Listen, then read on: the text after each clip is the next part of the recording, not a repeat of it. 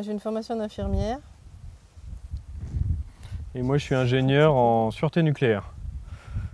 On s'est mariés en 2004 et puis on a habité 3 ans en Hollande où je travaillais pour un groupe industriel et on est revenu souhaitant se réimplanter dans un territoire dont ma femme était originaire, en Normandie en 2009. On a repris la maison qui appartenait à mes beaux-parents, qui était l'étable d'une ancienne ferme qui a été exploitée par le grand-père de Soisic. Et donc on a découvert un bâtiment en plus ou moins bon état qu'on a dû retaper pas mal. Les locataires sortants habitaient avec une petite partie, on a agrandi pour pouvoir habiter dans l'intégralité du bâtiment. Alors quand on s'est installé ici, on a fait la connaissance de l'école publique de Villers-sur-Mer et on s'est rendu compte que ça ne correspondait pas exactement à ce qu'on voulait apporter à nos enfants. J'ai commencé par faire l'école à la maison à mes enfants et puis après on m'a demandé en fait si on pouvait prendre, une maman m'a demandé si je pouvais prendre ses enfants et quand on a vu qu'on n'avait pas le droit de faire ça, on a monté ensemble une structure. Ce qui nous a donné le courage de nous lancer, c'était Anne Coffinier qui est venue faire une conférence à Caen et qui s'occupe de la Fondation pour l'école, qui aide beaucoup toutes les écoles qui se montent. En fait, je me dis, je me sens bien là parce que je sais que ça, c'est des roses, ça, c'est des capucines, ça, c'est de la vigne, tout ça. Donc, je me sens chez moi, en fait. Plus je connaîtrai, et mieux je me sentirai chez moi. Et en fait, les enfants, maintenant, avec tout le virtuel, toutes les heures qu'ils passent devant la télévision, ils sont complètement perdus. Ils ne savent plus ce qui est réel et ce qui ne l'est pas. Donc, ils sont dans l'imaginaire tout le temps. Ils ont beaucoup de mal à se concentrer. Ils ont beaucoup de problèmes qui, à mon avis, vont ne pas du tout les aider à se développer après et à être des hommes responsables, capables de prendre des décisions et des engagements surtout. Après, je ne suis pas rentrée dans les détails de matière, etc. et de nombre d'élèves. Il y a 12 élèves cette année, il y en a un 13e là, qui va rentrer en cours d'année. On avait commencé à 3 familles, 9 enfants. Après, entre ceux qui partent en 6e au collège, etc., bon, on était 5. Il y avait 5 élèves en début de l'année dernière. Et puis là, on se rend compte que malgré le peu de communication qu'on fait, ça y est, les gens en fait, cherchent autre chose et finissent par nous trouver quand ils tapent éducation autrement ou école différente, école alternative en Normandie, finissent par nous trouver. Le statut de l'école, c'est un statut associatif. C'est-à-dire que l'école est déclarée auprès du rectorat et de l'académie, et puis le maire de Villers-sur-Mer s'assure que les conditions de sécurité et qu'il n'y ait pas de problème de mœurs dans l'école, et puis ensuite les deux donnent l'autorisation à l'école de continuer. Jusqu'à maintenant, il n'y a pas d'autorisation à obtenir pour ouvrir une école, uniquement une déclaration, que les autorités soient au courant du projet. Et puis l'habitude, c'est de monter une association pour bien montrer que ce n'est pas financier, que c'est vraiment à destination des enfants. Pour nous, c'est très important d'abord parce que c'est la foi qui nous anime dans nos projets. Après, la façon dont on l'enseigne aux enfants, c'est surtout quand ils vivent ensemble, quand il y a un enfant qui fait mal à un autre, on va lui demander de discuter ensemble, de se demander pardon, de vraiment faire la paix. On les aide beaucoup à leur dire que c'est des amis, que c'est un peu comme une deuxième famille, qu'il faut que tout le monde s'entende bien et qu'on ne peut pas se permettre qu'il y ait un enfant qui te dise « j'aime pas l'autre, donc je vais aller jouer avec les autres ». Non, on va apprendre à se connaître et apprendre à s'aimer. Donc pour moi, ça c'est l'évangile, quoi. Donc ça vécu au quotidien. Après, on a en plus beaucoup les vies de saints qu'on leur propose donc comme exemple. Ça change un peu de Spider-Man, ça leur fait quelque chose d'un peu plus élevé à suivre. Donc ils ont la vie du saint du jour tous les matins pendant 5 minutes qui est racontée par l'instituteur. Et puis ils ont aussi pendant le déjeuner des CD de vie de saint ou de vie d'histoire de France, mais enfin des grands personnages de l'histoire. C'est-à-dire qu'un enfant qui n'est pas pratiquant ou qui n'est pas catholique, ou dont les parents ne sont pas catholiques, sortira de l'école avec des vraies bases culturelles chrétiennes, c'est-à-dire qu'il connaîtra les enjeux chrétiens d'un pays qui était basé quand même sur une culture judéo-chrétienne ou gréco-chrétienne. C'est-à-dire le sens des grandes fêtes, le sens des personnages importants du pays, les grands saints, etc. Le catéchisme est fait de façon optionnelle. Il se trouve qu'ils le font tous, mais on l'a mis le vendredi soir exprès pour que justement les parents puissent aller rechercher leurs enfants avant, s'ils ne veulent pas que l'enfant fasse du caté. Il se trouve qu'ils sont tous là en fait parce que les parents ont compris que c'est aussi juste de la culture générale finalement, même s'ils ne sont pas chrétiens, parce que finalement sur les 12 enfants qui sont là, il y en a 4 qui pratiquent. Il y a 2 de culture musulmane, il y en a des athées, enfin il y en a vraiment... c'est pas une école pour catholiques. on accueille les enfants comme ils sont et on leur fait comprendre qu'on les respecte avec leur religion. Et voilà, donc s'il y a un enfant musulman qui veut dire pendant le cours de caté, ah oui, nous dans le Coran c'est ça, bah, très bien, on prend le temps de l'écouter. Et puis on est une école catholique, on fait du catéchisme, mais ça n'empêche pas que c'est...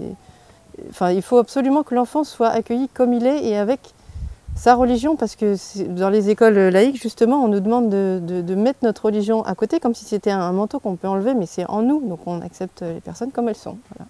Ils ont tous des trésors en eux, donc c'est pas des moments de la vie, c'est les meilleures années en fait, donc c'est vraiment un moment où on doit faire attention à chacun, et c'est un moment où eux se rendent compte que s'il y en a un qui adore les maths et qui veut faire des heures et des heures de maths, et puis qui a beaucoup de mal en français, on va essayer aussi de trouver une solution pour qu'il y arrive, parce qu'on ne va pas lâcher le français évidemment, mais qu'il soit heureux et qu'il puisse faire, quelqu'un qui aime beaucoup faire de la géométrie, il aura plus de temps pour faire de la géométrie quand même, pour fabriquer ce qu'il a envie de faire. Donc voilà, donc il y a une espèce de liberté qu'ils ne pourront pas avoir plus tard, mais sauf que peut-être que dans quelques années, ils vont ouvrir des collèges où on s'adapte un petit peu plus aux différentes personnalités, différentes formes d'intelligence des enfants. On peut toujours rêver. Enfin, ça se fera, ça se fera. Ils ne sont pas vraiment coupés du monde, il y a beaucoup de sorties. Les enfants, ils ne sont pas tout seuls dans la classe, ils sont avec un groupe, avec chacun amène son histoire. Les parents sont beaucoup sollicités, donc ils ont quand même un ancrage local en Normandie, dans une commune. Et donc ils ne sont pas non plus coupés du monde, ils ne sont pas internes, ils ont leur propre famille, leur propre fréquentation du week-end et du soir. Enfin, donc c'est pas vraiment, on les met pas hors monde ou hors sol. C'est sûr que l'enseignement est plus adapté à leur personnalité propre. Après, quand on ne se pose jamais la question sur un lycée public, par exemple, où il y a de toute façon 50% d'échecs en première année de licence, on ne se dit pas c'est le problème du public. Et donc ils sont inadaptés à l'enseignement en université ou à la fac, et pourtant on ne remet pas en cause pour autant le lycée public. Donc je ne pense pas que l'adaptation soit vraiment un critère. Les enfants ont quand même une plasticité qui leur permet de trouver le bien et de se fondre dans un moule extérieur. Ici, ils n'ont pas de pression sur les marques, sur la consommation, sur les téléphones, parce que tout ça n'existe pas à l'école. Et donc, ils ont tous la même blouse. Et donc, il y a toutes ces pressions sociales ont disparu, et donc ils peuvent être vraiment eux-mêmes. Et puis après, on fait au cas par cas, finalement. On voit tel enfant, où est-ce qu'il en est, qu'est-ce qu'il peut faire après qui lui correspondra le mieux. Donc en fait, si c'est le collège à côté qui lui correspond le mieux pour le niveau, très bien. Sinon, il y a des pensions. Donc des pensionnats qui ont des très forts niveaux, ou des pensionnats complètement différents. Il y a Notre-Dame-de-Liesse dans le nord de la France qui fait un travail exceptionnel au niveau des chanteurs. C'est tout au niveau de la musique, mais enfin c'est surtout quelque chose qui correspond à des enfants qui vont du coup avoir possibilité de mieux faire le français et les maths, parce qu'on aura ouvert cette possibilité, tous ces trésors justement qu'ils ont en eux et qui doivent se développer en même temps que le français et les maths. Donc voilà, on choisit, on aide les parents à trouver la meilleure solution pour leur enfant. Et puis... L'objectif, ce n'est pas l'excellence académique, mais l'exigence académique. C'est-à-dire qu'on a dans l'école un niveau d'exigence important, et que les enfants progresseront rapidement et avec un accompagnement personnalisé. Mais l'objectif, ce n'est pas de faire des avions de chasse de tous les enfants. Chacun a ses difficultés dans certaines matières, et puis ses qualités dans d'autres. Et donc voilà, il faut s'adapter. Et puis l'école est capable de s'adapter parce qu'il y a des petits effectifs. On n'a pas beaucoup de projets, en fait, on prend la vie un peu comme elle vient. L'école a déjà beaucoup évolué par rapport aux enfants qui venaient toquer à la porte finalement. Rien que l'année dernière, on a fait du théâtre parce qu'il y avait des enfants qui étaient vraiment tournés vers le théâtre. Cette année, peut-être un peu moins, donc on va faire d'autres choses. Justement, il y a des enfants qui sont très tournés vers le bricolage très minutieux. On va peut-être faire une belle maquette de quelque chose. On fait, avec ce qu'il y a, on n'a pas un projet... incroyable, sauf que s'il y a vraiment beaucoup de parents qui viennent et qui sont perdus pour la 6e, peut-être qu'un jour on se dira on essaiera de monter une 6e. Puis je sais qu'il y a d'autres écoles qui l'ont fait et qui après sont coincés, il faut qu'ils montent une 5e, une 4e, une 3e. Ou peut-être qu'on sera amené à aider d'autres familles qui veulent monter une école qui ne sera pas branchée nature, mais plutôt sport, ou plutôt musique, ou plutôt peinture, ou je sais pas. On essaye d'être à peu près réaliste sur les enfants qui viennent à l'école, et puis de s'adapter aux attentes des parents et des enfants. Après, c'est sûr qu'il faudrait qu'on grossisse un peu en nombre d'enfants pour assurer une stabilité financière à l'association. Mais bon, on n'a pas non plus, ça ne va pas faire une école de 50 personnes. Ça n'a pas vocation à servir d'exemple. Je pense que c'est très courant. Il y a une centaine d'écoles hors contrat comme la nôtre qui ouvrent tous les ans. Il y a une vingtaine qui ferment, donc il y a un solde positif de 80. Voilà, nous on a adapté un peu l'école au lieu, à la réalité de la campagne, etc. Et puis à notre volonté de faire quelque chose de vraiment avec un sens du réel, dire le développement du sens du concret de l'enfant.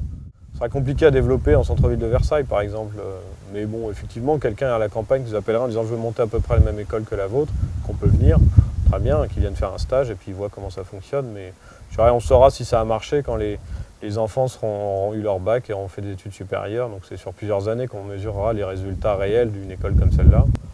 Moi, je suis persuadée qu'une taille humaine d'école, c'est 30 ou 50. C'est arriver à se connaître tous, connaître les familles, pouvoir s'entraider, pouvoir savoir qui a besoin de quoi. Enfin, je pense que les écoles de 200 élèves, pour moi, c'est des usines, c'est pas des écoles dans lesquelles les enfants peuvent être bien. Et c'est pour ça que d'ailleurs, on récupère, nous, des enfants là qui sont malheureux dans d'autres écoles. C'est juste parce qu'ils n'ont pas la place qu'on peut leur laisser. Enfin, quand c'est des enfants qui sont pas... qui ne prennent pas naturellement la place qu'ils devraient prendre, on ne va pas leur dire « tiens, toi, viens », on ne le voit pas cet enfant-là, donc il passe inaperçu. Donc je pense que vraiment, il faut quelque chose qui reste à taille humaine, à taille familiale en fait.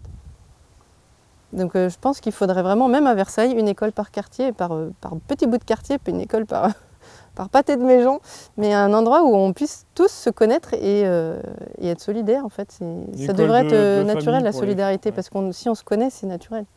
École de famille par les familles en fait de certains côtés, donc forcément ça reste au niveau familial et c'est pas une usine quoi.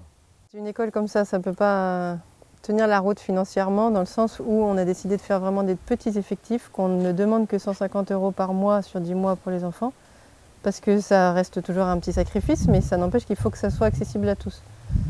Donc les 150 € par mois pour le salaire de l'instituteur, même s'il n'est pas élevé, ça ne suffit pas pour 10 élèves. Sans compter évidemment le chauffage, le matériel. On nous donne beaucoup de choses, mais on a quand même certaines choses à acheter, on n'a pas le choix. Donc évidemment, moi je suis complètement bénévole, et puis il y a d'autres bénévoles qui tournent dans l'école aussi pour venir aider les enfants à faire de façon personnalisée leur travail. Donc les trous sont compensés essentiellement par des dons? On fait beaucoup de recherches de dons, et puis de toute façon, oui, ça ne génère aucun revenu pour nous, voire ça nous coûte un peu puisque la maison est à nous. Donc forcément, du coup, moi j'ai un travail chez une entreprise de bâtiment que j'ai monté en 2010 à vocation sociale. C'est-à-dire que ça s'appelle une entreprise d'insertion agréée par l'inspection du travail. Et puis pendant 5 ans, on rénovait des appartements, des maisons, des HLM. Et puis avec la moitié des salariés en insertion, c'est-à-dire des personnes, des cabossés de la vie qu'on récupère dans des associations, dans les mairies, etc. Tous les gens qui ont besoin d'un bon coup de main et qu'on remet dans le travail, dans la vie réelle et concrète par le bâtiment. Et pour les encadrer, j'ai des chefs d'équipe qui eux sont formés pour ça et qui investissent dans l'humain et dans le travail en même temps. Donc j'ai fait ça pendant 5 ans, et puis là depuis quelques années je ne suis plus agréé par l'inspection du travail, donc je fais plus ce travail d'insertion de fond. Donc je suis plutôt maintenant une entreprise classique de bâtiment. On fait de la rénovation dans la région. On a eu la chance de recevoir des choses dans notre jeunesse, qu'on a été formés nous correctement et qu'on peut donner, et donc les gens qui ont besoin dans quelque chose, ils nous demandent et puis on va aider, donc dans les paroisses par exemple. Moi je suis très investi dans ce qu'on appelle la normanditude, ou le développement de l'âme normande, c'est-à-dire essayer d'expliquer aux gens par des conférences, par une TV associative, en quoi la Normandie a apporté à l'histoire de France et en quoi le Normand apporte à la Normandie. Alors c'est sûr qu'on a célébré l'année dernière la réunification de la Normandie avec joie, forcément, de la haute et la basse Normandie, et donc avec des amis, on a une TV associative sur laquelle on diffuse des émissions, non pas la gloire de la Normandie, mais en tout cas avec l'œil normand je dirais de la politique, de la géographie, de l'histoire, etc.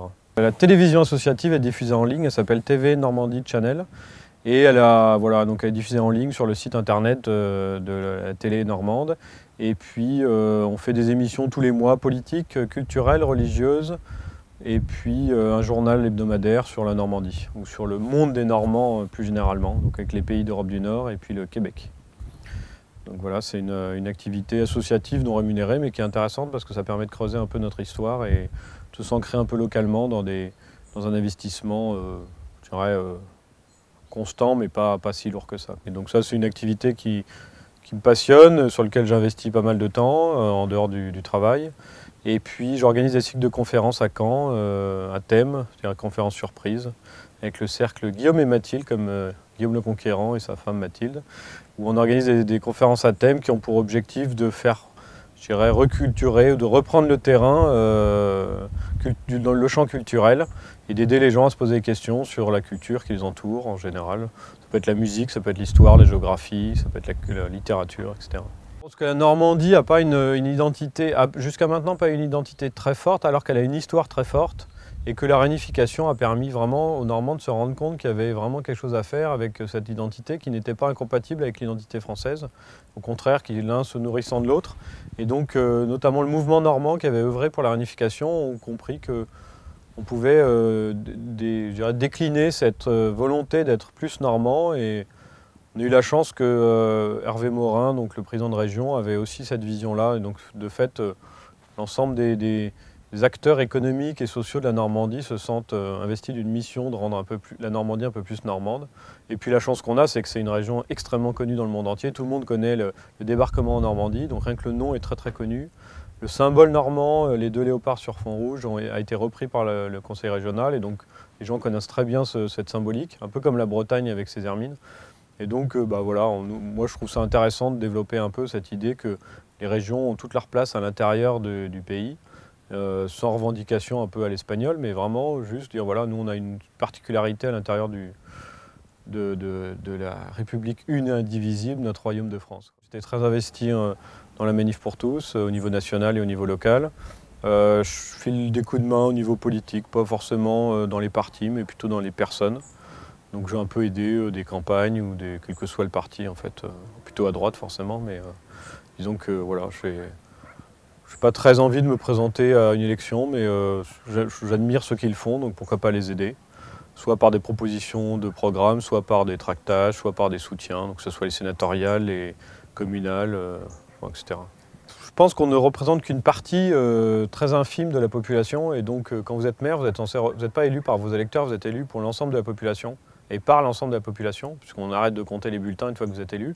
Et donc pour moi, on ne représente qu'une partie de cette population, et donc le reste, on n'a aucune légitimité à la représenter. Donc les mandats électoraux sont vraiment 2 choses différentes. Entre l'engagement associatif, qui est forcément plus identitaire, plus revendicatif, qui correspond vraiment à ce pourquoi vous devez vous engager, et le mandat électoral, qui est vraiment l'obligation d'équilibre, d'écoute et de représentation de l'intégralité de vos électeurs et de vos administrés. Donc ça, c'est vraiment, pour moi, 2 choses qui sont incompatibles. Vous ne pouvez pas revendiquer d'un côté et puis assurer l'équilibre de l'autre côté. Et surtout qu'ici, c'est très tourné vers le tourisme, c'est pas vraiment... Pas notre charisme. Voilà.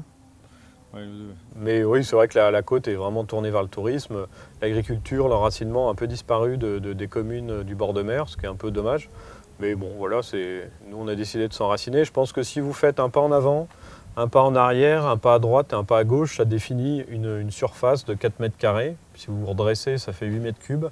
Et donc pour nous, c'est ces 8 mètres cubes ou ces 4 mètres carrés dont on est chargé. C'est sur cette surface qu'on va chacun se battre, défendre, enrichir, cultiver, etc. avec nos enfants et avec nos amis, avec les bénévoles qui nous soutiennent, etc. En organisant des conférences, on en fait à l'école régulièrement, on fait des marchés de Noël, on fait une kermesse qui est ouverte à tous avec l'école, qui permet vraiment d'accueillir tout le monde simplement, sans que ça soit uniquement orienté vers le rapport financier.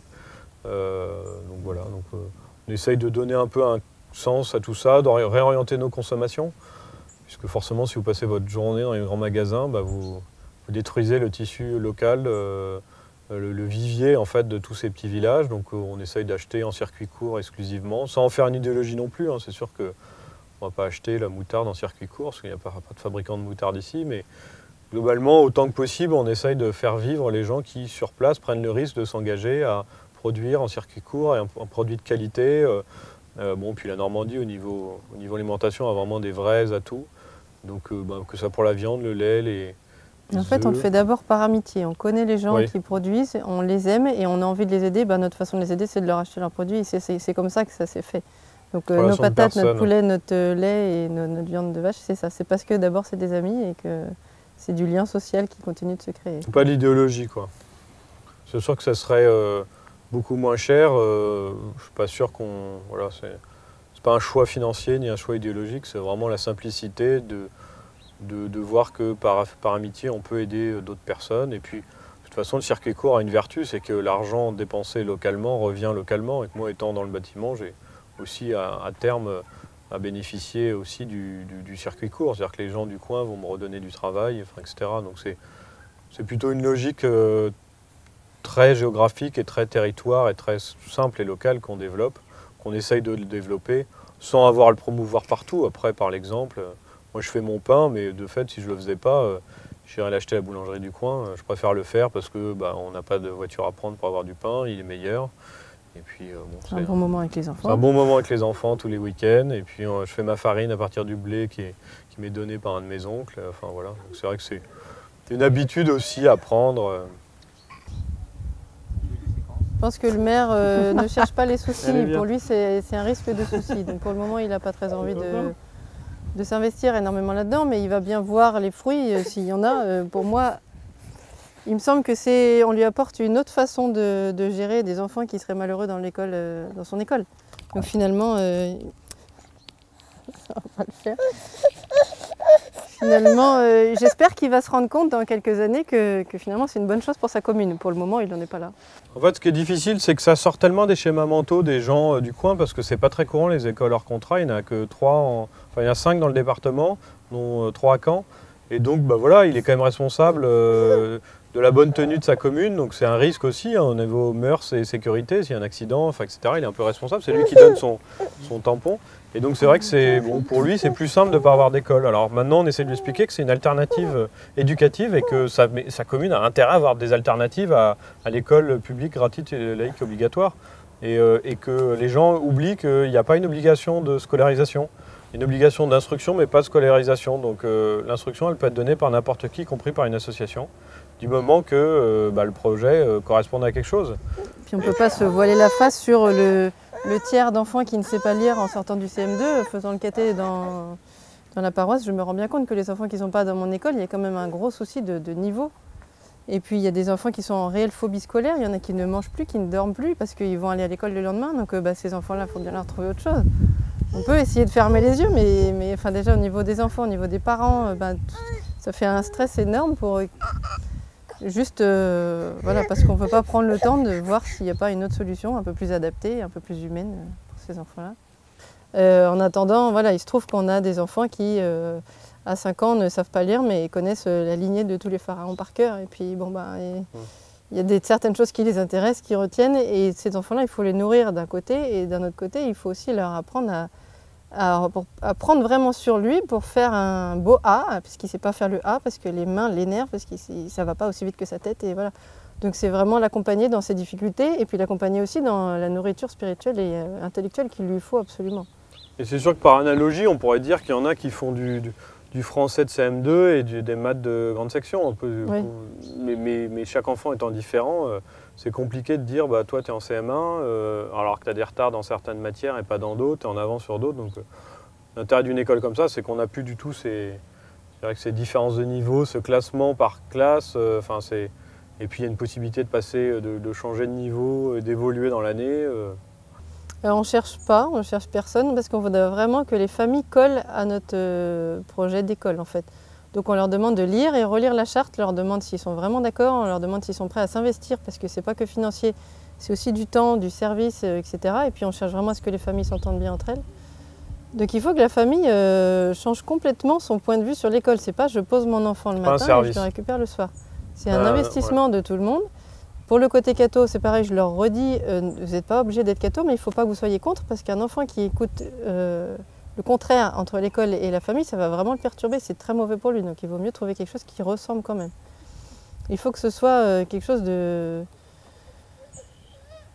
Il faut qu'entre la famille et l'école, ils voient vraiment un lien et que c'est juste des éducateurs, les deux, qui doivent être dans le même sens, quoi. Donc après, on ne cherche pas forcément des enfants qui ont des soucis. Il se trouve qu'une partie des enfants s'adaptent mal en fait, dans les écoles qu'on a habituellement en France. Ces enfants-là, on les accueille bien volontiers parce que quand ils arrivent dans notre école, en fait, ils retrouvent un comportement complètement normal en l'espace de 3 jours, 4 jours. Les parents nous disent à chaque fois, mais c'est incroyable, il a changé de caractère. J'avais un enfant qui était plutôt maladif et là je le vois resplendissant, plein de santé, de force et fier de lui. On se dit mais en 3 jours c'est pas possible. Et bien si, parce que justement ils voient que c'est différent, ils voient qu'ils ont une place, ils voient qu'ils peuvent respirer, ils voient que c'est un beau cadre aussi, c'est quelque chose qui aide énormément les enfants d'être dans un beau cadre. Et ils voient que c'est... Enfin, qu'on va les écouter, qu'on va faire attention à eux, qu'on va aimer la personne en fait avant de vouloir absolument quelque chose de lui au niveau scolaire. Les télécrochets, c'est vraiment typique c'est un symptôme de la soif de reconnaissance des gens en fait dans la société. Et la communauté nationale est plus capable de reconnaître les gens en fait séparément, individuellement pour ce qu'ils apportent à la société. Alors que dans une école comme ça, les enfants, chacun individuellement apporte à l'école et les parents aussi, et donc chacun est reconnu dans son apport et dans ses forces et dans ses faiblesses.